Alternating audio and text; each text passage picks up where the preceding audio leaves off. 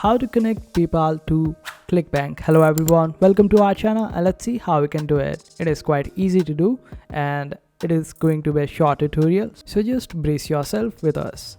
Now when you open up your Clickbank, just click on this option of accounts and click on your nickname and wait for it to load. It might take a little while, like 30 seconds or maybe 10. After that, just click on this option of account settings.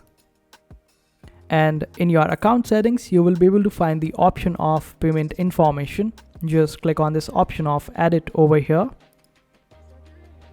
Now on this page, you will be able to find the option of PayPal in case PayPal is available in your country. Since it is not available in my region, that's why it is not available. Otherwise, it would have shown me PayPal as one of the options in order to get the payment method.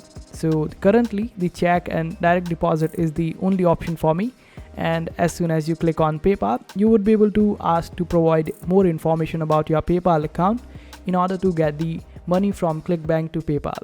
And this is how you do it. I hope this video was helpful. Make sure to hit that like button and also subscribe to our channel for more helpful videos.